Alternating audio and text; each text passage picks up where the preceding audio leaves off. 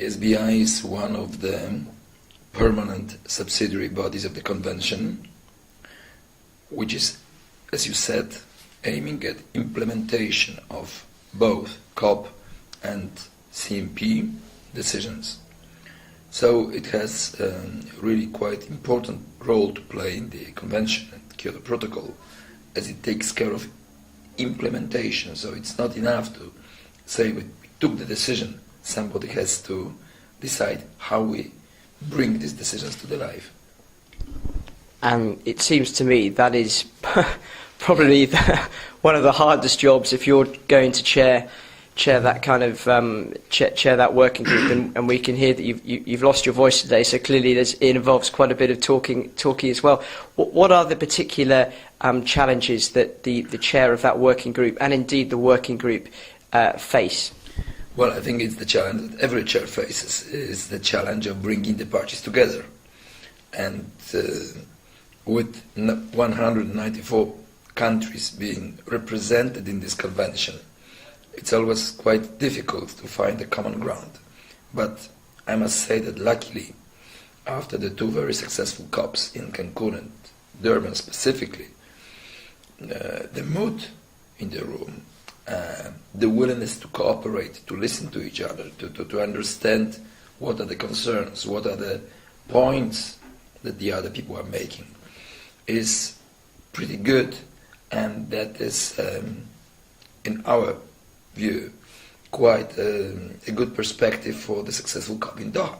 So if we continue like that, we will have a series of 3 very successful COPs. One of the discussions this afternoon was focusing on adaptation, and a number of the developing countries were making the point to the chair that there was not enough perhaps focus on financial guarantees. How would you describe the situation around the implementation of financial pledges in the convention?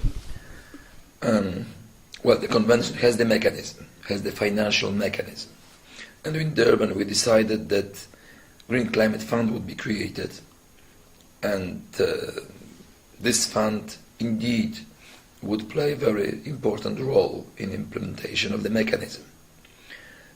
The mechanism itself is meant to provide the developing states with the financial assistance, not only in the field of adaptation, but also in the field of mitigation, capacity building, technology transfer, etc., etc. So there are many aspects where money seems to be a quite basic mean of implementation. However, to raise money, it's always very important to be able to demonstrate what are the projects, what are the purposes of application for this money, for the funds. I think that everybody understands that without proper engagement of the parties in raising the appropriate funds, it would be impossible not only to implement the convention, but even address the basic threats and basic vulnerabilities related to climate change, which developing countries, specifically in Africa, small island states, are exposed. So that's why we hear these voices of concern, which are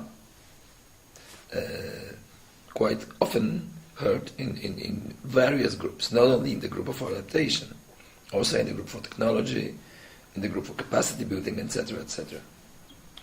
And many of those developing countries who were talking were keen to point the finger at certain blocs. The EU is one of them, who perhaps have not delivered on their pledges, or perhaps are being unwilling as a bloc to deliver for as long as other people would like. So how as a chair do you try and manage those concerns, and B, obviously in your other role as a Polish special envoy, how do you see those two aspects working? Because in a sense you're in a fascinating position. You're on both sides. No, I cannot say I'm on both sides. I'm only on one side, the side of climate negotiations. And this side is really fascinating, but I'm pretty sure that the majority of those who pledged their financial contributions, especially in the framework of Fast Start finance, have delivered. And for sure the EU is the group of countries that delivered.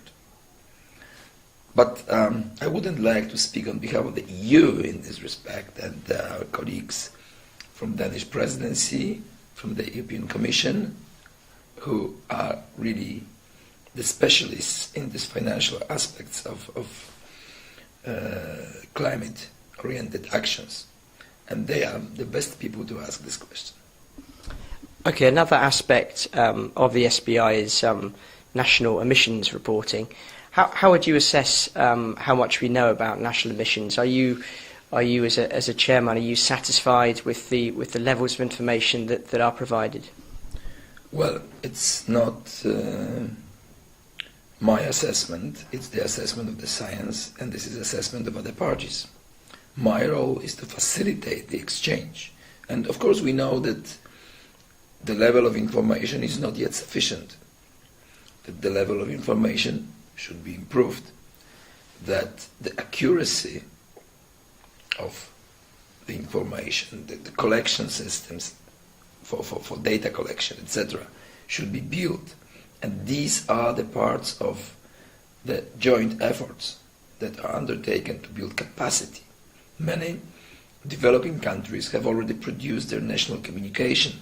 India has proudly submitted and presented to all parties their second national communication on climate change. And this is a very good sign that the developing countries, and of course India is a great big country with huge potential and also huge problems related to climate change, are making this effort to produce the national communications. The national communications from developing countries are usually 100% financed from external sources. But this is correct. This is a part of assistance that is offered to developing countries according to the rules of the Convention. We simply have to do it if we want to take everybody on board and if we want to properly assess what is the current state of emissions, what is the current state of other anthropogenic sources of emissions, not only those coming from industries, but also those coming from deforestation, coming from agriculture, coming from households even. So this is the first step. We're still in the process of building the global network for data collection. We are still in the process of building capacity, but I hope that this process is irreversible. And observing the SBI talks working group this afternoon, it struck me that it is a hugely, a slow process. There's a lot of detail, there's a lot of intense debate. Do you think would it be helpful to speed up that debate in one sense, and also would it be helpful if more countries came together in blocks in the same way that the EU does? So if you had an extra 27 countries around the table, that would clearly add to the discussions. Well, I think it's always the choice of every country how they want to be represented and presented. So I wouldn't dare to advise anybody how they should speak, what they should say. This is the convention and this is the process which is driven by the parties. And this is one of the biggest values that we can provide the parties the opportunity for equal, transparent, inclusive participation in decision-making. It might seem that this decision-making process is not efficient, but this is not the company. It's not the board of bankers who take the decisions just looking at the figures. We speak different languages, are coming from different cultural environments, so we have to patiently, sometimes repeatedly, present our views, listen to what our partners in the negotiations are saying, asking them the questions to clarify, not because they are not precise, but sometimes because we cannot understand or we take what they say in a different manner. So this is the process which, as I said, might seem inefficient, lengthy and costly, but nobody has invented a better process.